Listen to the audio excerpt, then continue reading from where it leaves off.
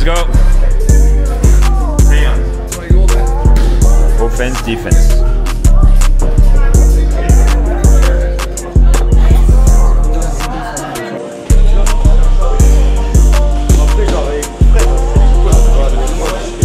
Dis-moi ce que tu vois. Des plats, genre par exemple, il y a personne qui voit l'avant. Oh, ok. Et genre des fois, genre.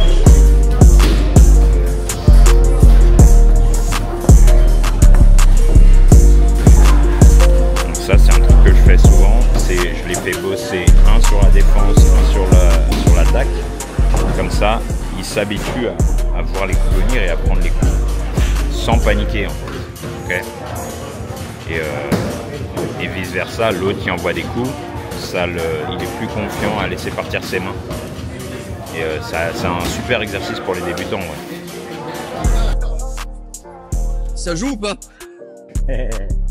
Ok, on est à la fin de la deuxième semaine. Ouais, il nous reste encore en vrai un jour demain, dernier sparring. Ouais. Représente-toi un petit peu, dis-moi d'où tu viens, ton niveau de boxe, ton âge, etc. Ok, donc Florian Perarnaud, j'ai 34 ans, j'habite à Paris et je suis originaire de Biarritz dans le sud-ouest de la France, pour ceux qui connaissent. Nice. Ça fait combien de temps que tu boxes? Ouais, ça fait à peu près, ça va faire un peu plus d'1 an. Ok. Ouais.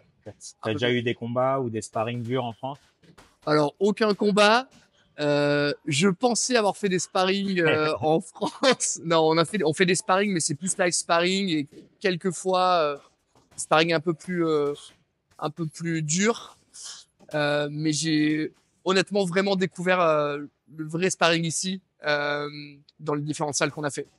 Qu'est-ce qui t'a chauffé à la base de venir à New York? Yes. Ce qui m'a chauffé, c'est assez simple. C'est que quand je me lance dans quelque chose, j'aime bien y aller à fond. Okay.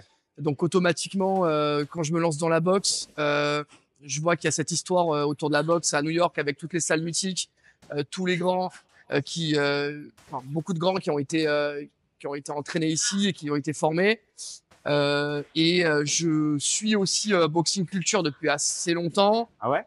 Ouais, enfin, en fait, automatiquement, quand tu te mets dans la boxe, tu connais mieux que moi Instagram, tu te fais targeter. Ouais.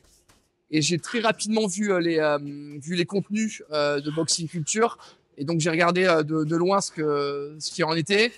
Et puis voilà, ça s'est fait. J'ai vu New York, les États-Unis, la boxe là-bas, l'histoire, le format, 2 semaines de training camp, c'est parfait.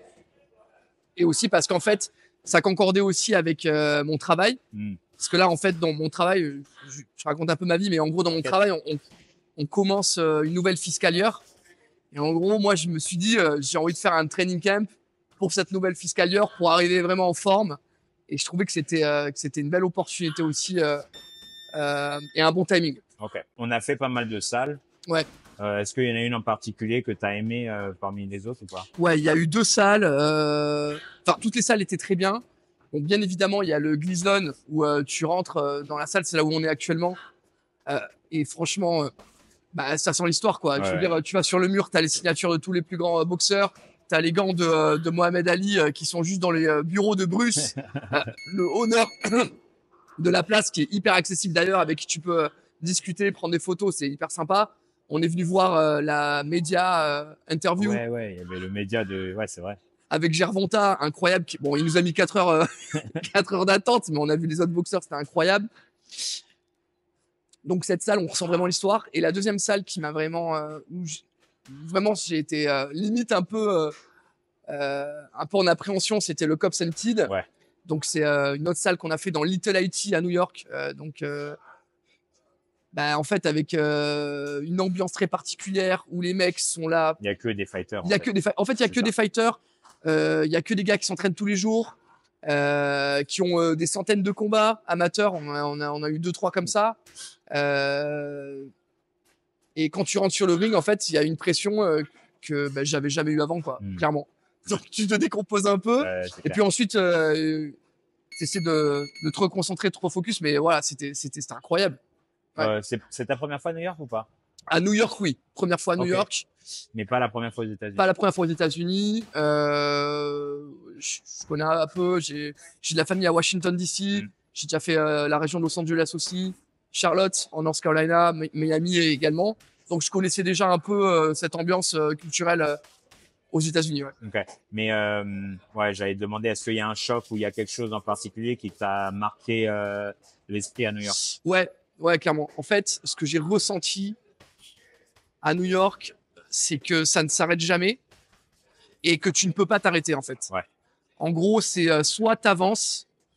Enfin, je le dis comme ça de but en blanc, mais en gros, je sens qu'il y a quelque chose qui fait qu'il faut perpétuellement avancer, aller vers l'avant et penser à la next step tout le temps. Et j'ai l'impression que on n'a pas cette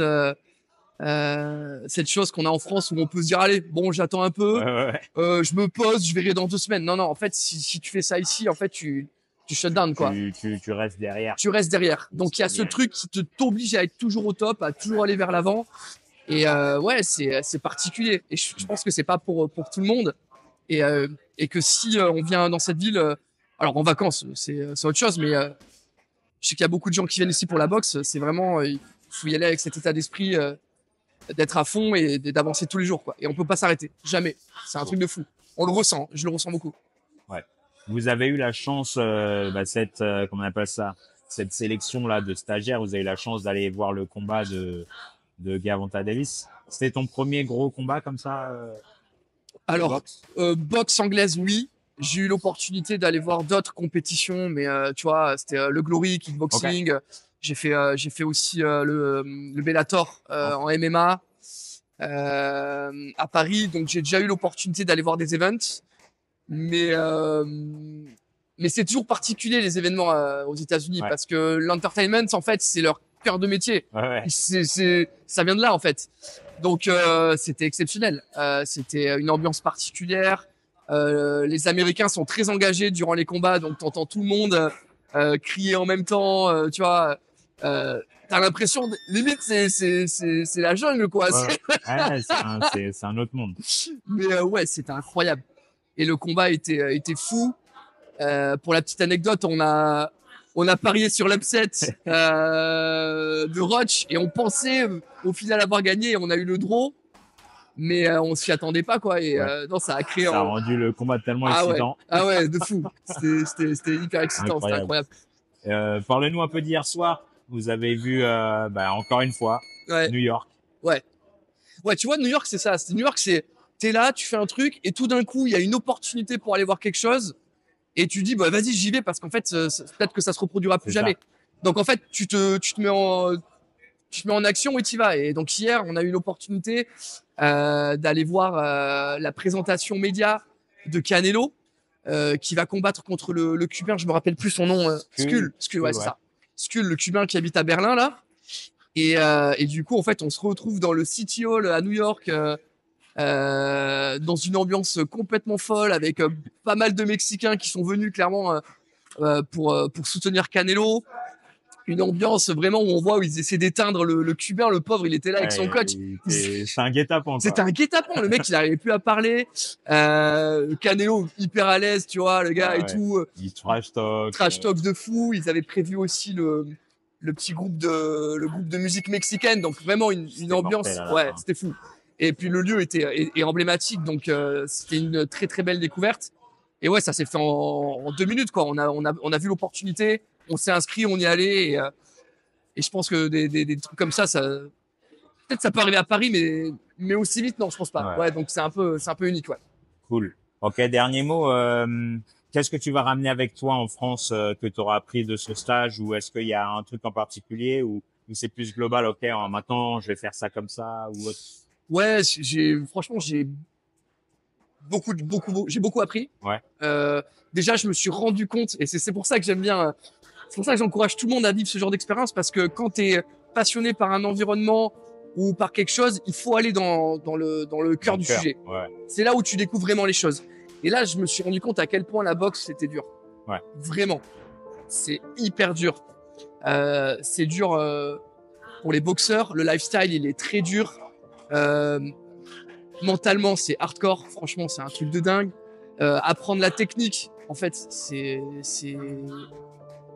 c'est des heures de travail, Ouais, faut être c'est des dedicated, années, c'est c'est un ça, truc de c'est fou. des Moi, je années. pensais que j'avais appris beaucoup de choses en un an, et ce qui est le cas, hein. J'ai Ouais, beaucoup appris Ouais, dans t'es mon, arrivé avec un bon niveau quand dans même. mon club, ouais, c'est cool. Mais en fait, quand je suis arrivé sur le ring, en vrai sparring, je me suis rendu compte que j'étais pas du tout prêt. Ouais. Tu vois, Il y a il y a un vrai gap chemin. de fou, il y a un gap de Ouais. fou. Et donc il faut continuer à bosser. Donc c'est un travail de fond.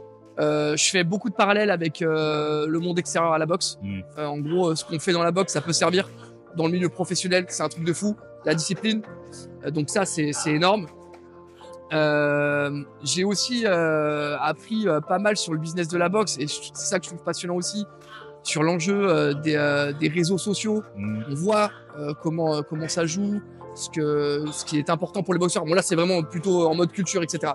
Après, pour moi, d'un point de vue boxeur pratiquant, bah, technique de fou avec toi, Fred. Franchement, je me rappelle quand je t'ai regardé sparer en live, je trouvais vachement étonnant le fait que, en fait, on te touchait pas. Ouais. En fait, on te touchait pas. C'était un truc de fou. Pourtant, j'avais pas l'impression que tu faisais des mouvements hyper flagrants, mais en fait, c'est tellement Minutieux. c'est minutieux en fait. C'est un truc de fou, et c'est ça que j'ai trouvé extraordinaire. Donc voilà, j'ai compris qu'il y a vraiment besoin de beaucoup de travail, mais tout en faisant attention aussi à pas être en surentraînement. Et je pense que ça, on a réussi à le doser aussi. Tu vois, moi, quand je suis arrivé, je me suis dit, ouais, je vais faire 2-3 entraînements, mais pas du tout. En fait, déjà, tu fais un entraînement, tu as besoin d'assimiler ce que tu as vu pendant l'entraînement pour ensuite le ressortir naturellement dans les prochaines phases, que ce soit en sparring ou que ce soit même à la prochaine session technique.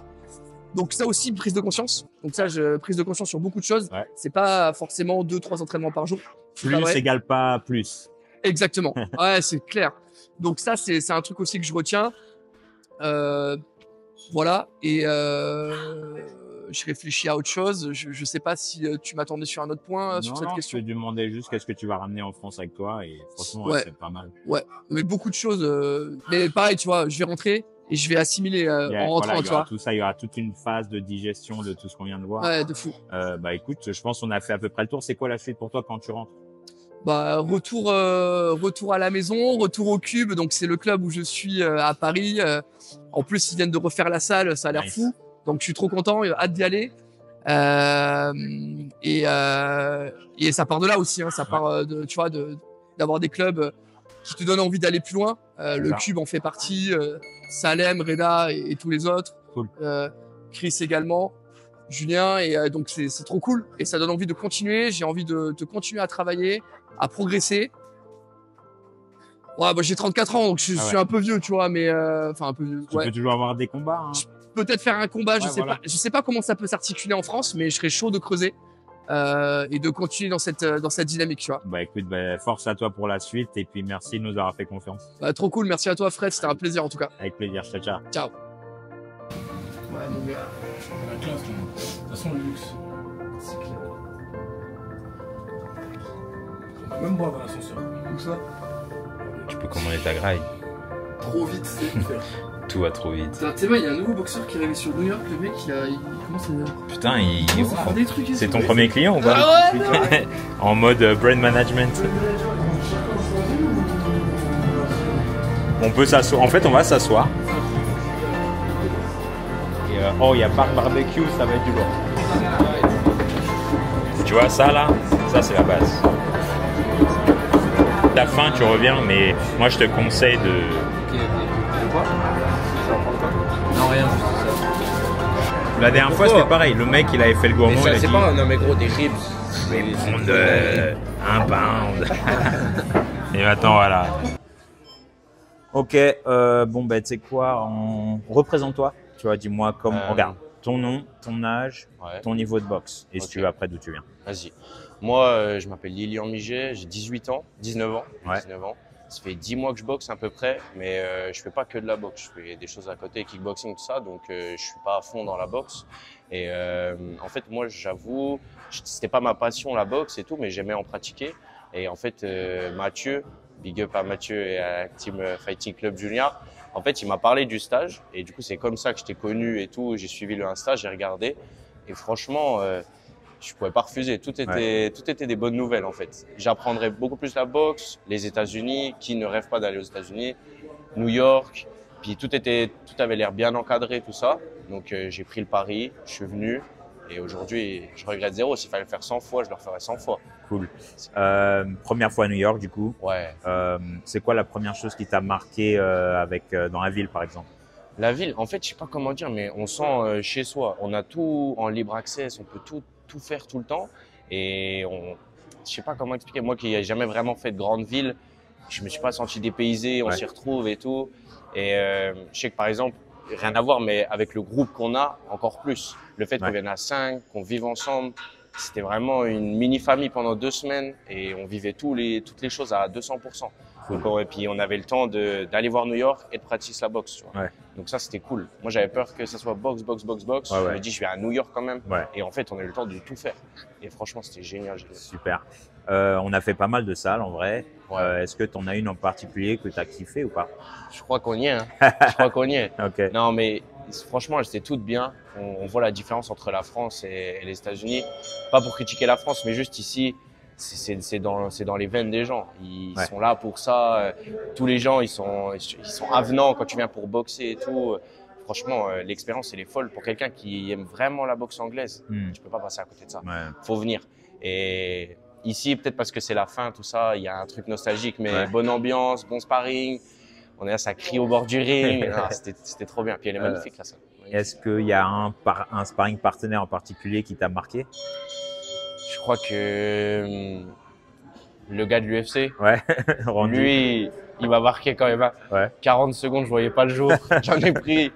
Mais c'est bien. Puis c'est génial parce que il t'en met. Puis à la fin, photo, ça se check. Thank you, good work. Franchement, l'ambiance est folle. Folle. Vous avez la chance de faire pas mal de choses. Est-ce qu'il y a eu, en dehors justement de la boxe, mais toujours en rapport avec la boxe, il y a eu un événement que tu as kiffé plus que les autres ou pas? Bah, là, tu sais ce que je vais répondre. Le combat de Gervonta, c'était une dinguerie. Premier combat de boxe de ma vie. On arrive, je sais pas, on était quoi, 15 000, 20 000. Truc de fou. L'ambiance. En plus, je pense que tout le monde l'a raconté, la petite anecdote avec Roach. On avait parié dessus. On est passé à ça. Non, on était fous. C'était trop. Je crois qu'on a fait à peu près le tour. Est-ce qu'il y a quelque chose d'autre que tu vas ajouter, Moi, que ce soit pour l'équipe ou autre? Déjà, on a eu trop de chance sur l'ambiance de groupe déjà. On s'est super bien entendu. La cohésion d'équipe, tout ça, c'était top. On a bougé, on était une équipe soudée tout le temps. On s'est jamais lâché. Ça, déjà, je mets un point de ouf. Même toi, Fred, franchement, tu sais, je t'ai toujours vu à travers les vidéos. Enfin, toujours pas longtemps, mais je t'ai vu. Franchement, tu es là pour nous. Tu sais, on n'est pas juste des gens qui ont payé, qui sont venus, tu nous entraînes. Enfin, il y avait vraiment, peut-être j'exagère du terme, mais un aspect de familial. Tu es ensemble, tu donnes des conseils de vie, de boxe. C'était top.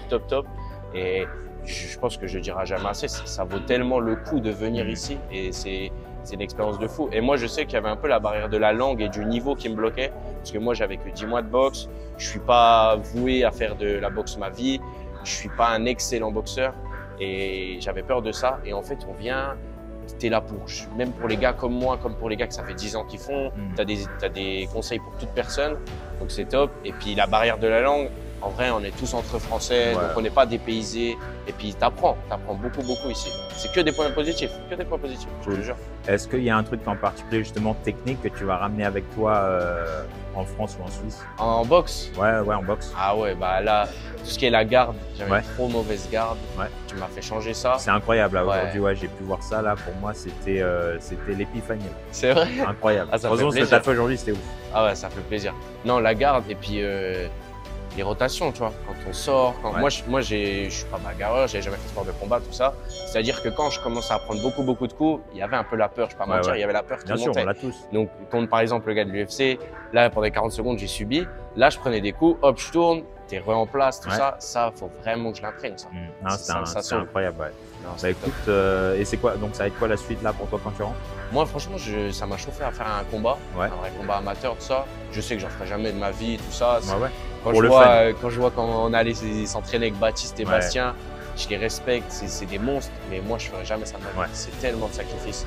Franchement, respect à eux, grand respect à eux, grosse force. Et Mais moi, en loisir, comme ça, le soir, je vais faire 1 heure, 2 heures de boxe, ça me régale. Nice. Ça me régale. Bah, super. Bah, écoute, C'est ça la suite. Hein. Ouais, voilà, bah, cool. Bah, bonne continuation alors et merci de nous avoir fait confiance encore une fois. Je regrette pas du tout. Ouais. Ciao.